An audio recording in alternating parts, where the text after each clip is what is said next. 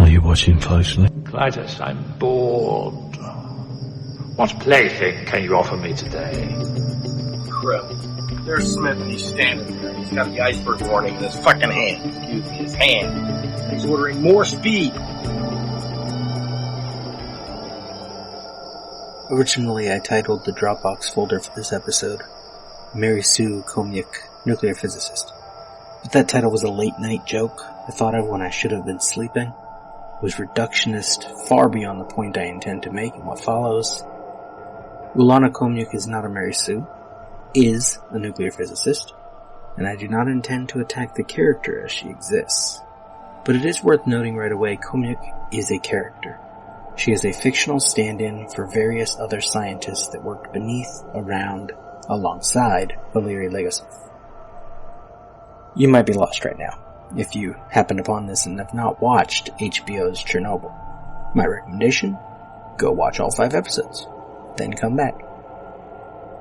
For the record, my enjoyment of Chernobyl as good TV ranged from loved in episode 1 to rather enjoyed in episode 5. That transition is integral to what I want to talk about today. I do not mean to criticize Chernobyl specifically, but to use Chernobyl as an example of something that bothers me about the telling of true stories on screen, I suppose. It's the simplest way of putting it. Inevitably, you're writing an adaptation of a book or a true story, you have to change things. One story fits one medium because it is put together for that medium. Real life does not fit any medium because it is real life. But let us turn to Chernobyl here. Craig Mazin's scripted opening with Legasov. What is the cost of lies? It's not that we'll mistake them for the truth. The real danger is that if we hear enough lies, then we no longer recognize the truth at all. What can we do then? What else is left but to abandon even the hope of truth and content ourselves instead with stories? In these stories, it doesn't matter who the heroes are. All we want to know is who is to blame. Mazin tells Emily Vanderwerf at Vox, 4th June, the thing about truth is, in its best version, it's not narrativized. And it's not viral. What you can do, though, is attract people to a truth through something that is narrative or viral, and say, in all honesty, what you have seen is sort of, kind of the truth. But look at all this other stuff. That's why I'm doing the companion podcast. Interrupting the quote to tell you the 5 podcast episodes about the 5 series episodes are fantastic, supplementary, explanatory material. Back to the quote. The last thing I ever wanted to say to people was, now that you've watched this, you know the truth. No, you don't. You know some of the truth. You know some of the stuff that's been dramatized. For instance, Legasov was not in the courtroom. Interrupting the quote again because this one blew my mind. I knew from the after-episode material for episode 2 that Komyuk was not real. I know from experience, many a true story on film, that events will get shifted around in the timeline, characters will get combined and recombined, details will be simplified, but this one, that Legasov was not in the courtroom, means that episode 5, the reason I wanted to produce something about this series in the first place, is even more the thing I did not like it being. But I will get to that shortly. Back to Mazin. The truth is, he was not there. But I can't tell that story without him being there because nobody's going to want to watch that. I disagree, obviously. They know this guy, they want to hear from him. But it's important then for me to go on the podcast and say, okay, but in reality, here's the real truth, which is not narratively interesting. So in the context of what you've seen, you're now interested in going further and getting more, and that stuff is not a story. That stuff is just truth. Interrupting again, because the communication studies major in me wants to insist that these things are fact, not truth. But his distinction makes sense enough in context, and is not the point.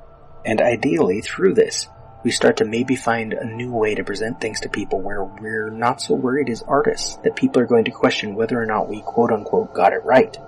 We can't get it right. We can only get it sort of right. That's the best we can do.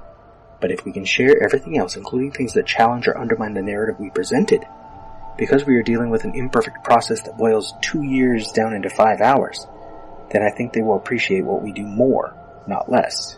Maybe the distinction of truth versus fact does matter here. Whether a fictional story can, as Mazin puts it, get it right, As I would put it, can a fictional story tell the truth while still blurring fact? The success of Chernobyl overall proves that a fictional story can. But we will get there. And we will get to marry Sue. Not really. On the companion podcast, Craig Mazin explains that he took an enormous dramatic license here, out of necessity. I could have absolutely portrayed this trial exactly as it unfolded. But that would not be television. Television shortens investigation, shortens trials, shortens timelines, squeezes whole stories into episodic, relatively easy to digest compartments. Back to Mazin. With other people, but we wouldn't have known who they were, and we wouldn't have cared. He introduced Komyuk in episode 2. Introduced Pavel in episode 3, really not until 4. Introduced Bacho in 4.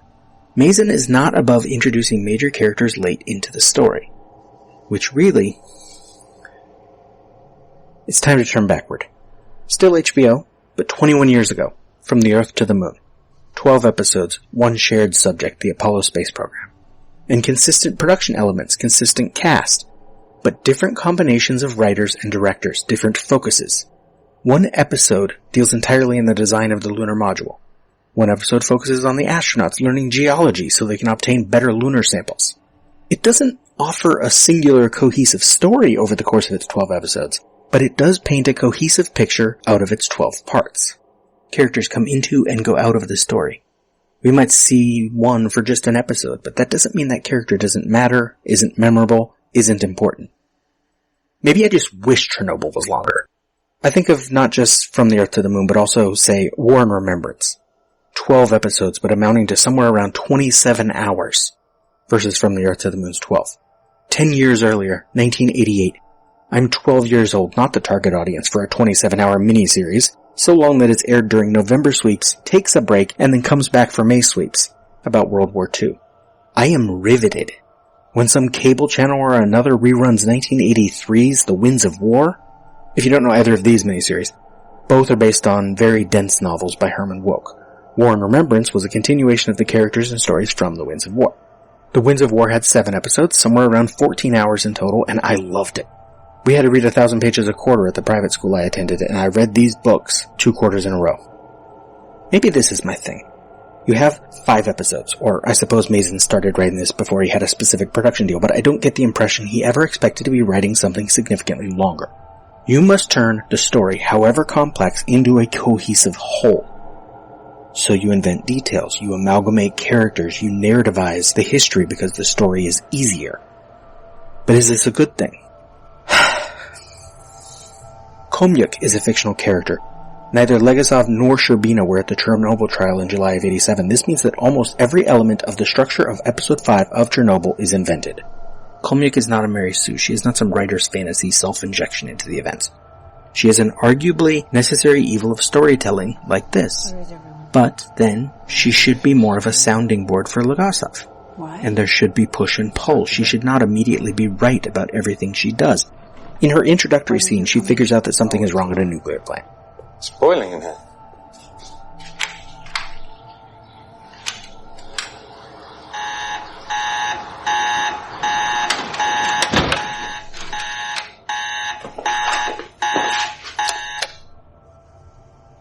Ain't never wrong.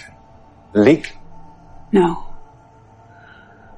It would have gone off before. It's coming from outside. The Americans?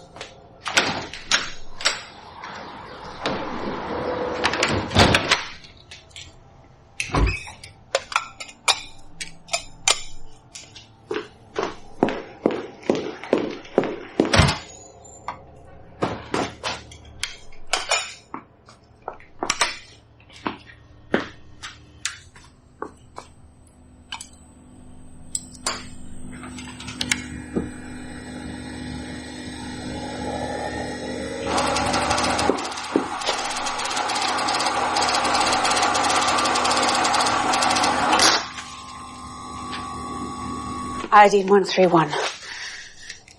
It's not military, it's uranium decay. U-235. Reactor fuel.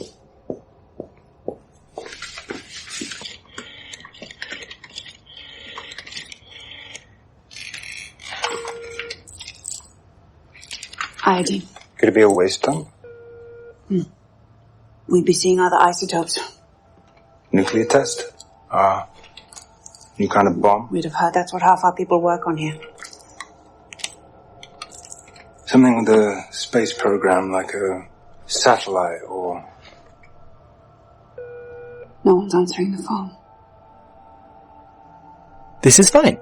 Hell, at this point, watching the series, we do not know, if this is our first time delving into any details about Chernobyl, that Komyuk is fictional. So this plays as a perfectly reasonable character introduction. And I've loved Emily Watson since her feature debut in Lars von Trier's 1996 film Breaking the Waves, along with Stellan Skarsgård, by the way. So she is a welcome addition to this story. She heads to Chernobyl and arrives to immediately correct Legasov's assumptions and to help avoid a disaster. I know that your reactor core is exposed. I know the graphite's on fire, the fuel is melting, and you're dropping sand and boron on it, which you probably thought was smart, but you've made a mistake. Olana Yurevny Khomyuk, chief physicist, Belarusian Institute for Nuclear Energy, and you're Valery Alexeyevich Legasov. Smothering the core will put the fire out, but the temperature will eventually increase, it will melt down. I'm perfectly aware. But I estimate at least a month before it melts through the lower concrete pad, which gives us time. No, you don't have a month. You have approximately 2 days. Yes, the fuel would take a month to reach the concrete pad here. But first, it's going to burn through the biological shield here by Tuesday. And when it does, it's going to hit these tanks, bubbler pools, reservoirs. Reservoirs for the ECS. I understand your concern. But I confirmed it with plant personnel. The tanks are nearly empty. No, they were nearly empty. Each of these points, here, here, and here, all drain to the bubbler pools. I'm guessing that every pipe in the building ruptured, and then there are those fire engines that I saw on the way in. Fire hoses are still connected. They've been gushing water into the structure this whole time. The tanks are full. The tanks are full. The disaster that could have resulted from the meltdown would have cost so many more lives, would have altered the political structures of the world, and this fictional account lays the responsibility for avoiding it onto a fictional character. In terms of narrative, maybe this is what you do? In terms of history, this borders on irresponsible. Yes, we want the audience to take an interest and find out more on their own, and the post-show material on HBO and the companion podcast both tell us that Komyuk is not real. But how many people don't stick around for such things? Don't go anywhere near a podcast. How many people watch the series, are horrified, and then move on without much further thought? Episode 5 offers some hangover text about the real people and what happened to them, but again, I fear that a large portion of the modern television audience pays little attention. When it comes to Chernobyl, they already know that Legasov killed himself 2 years after the explosion. They already know that Sherbina is sick and will die soon. I will resist the urge to go on a separate rant about the cheap, and a storytelling device far more than any realistic depiction, visual of Sherbina's blood on his handkerchief in episode 5. Blood from the Mouth has its own TV tropes page, and if you want to hear me talk about it, find my minute 11 episode of Annihilation Minute, for he had slipped into his glass at lunch a few drops of something. It's a cheap visual device that movies and TV shows use to demonstrate illness, except Sherbina is, at this moment, July 1987, probably not as sick as the visual usually indicates. He will not die until August 1990. But this other rant I am avoiding, or abbreviating, at least, points out the problem I had with the whole of Chernobyl. Episode 1. I'm riveted. I am eager to watch the other 4 episodes right after, which I managed to do, by the way, as I came to the show 4 weeks late. The HBO line, it's not TV, it's HBO, feels apropos. Episode 2, more of the same. I'm riveted, I'm horrified. And in terms of real-world application, I am horrified on a secondary level when I briefly imagined President Trump in that conference room having to make decisions about a disaster with the potential scale of this one. Episode 3, time is less compressed, the story is slowing down, deliberately and appropriately, and I like it. Episode 4 offers up a side story with Pavel and Bacho, a wonderful side story, but looking backward later, it is part of what makes me wish that this miniseries had more time to tell this story. Episode 5 comes, and I will not know until the next day that Legasov and Sherbina were not in the courtroom, but it already feels more generic. It's not HBO, it's TV. The entirety of the trial feels like it lasts for just this bit that we see. These 3 men on trial are sentenced to work camps over less than an hour of trial. A necessary evil of dramatizing a courtroom, I suppose. And Legasov's explanation of how the nuclear plant works is awesome, don't get me wrong.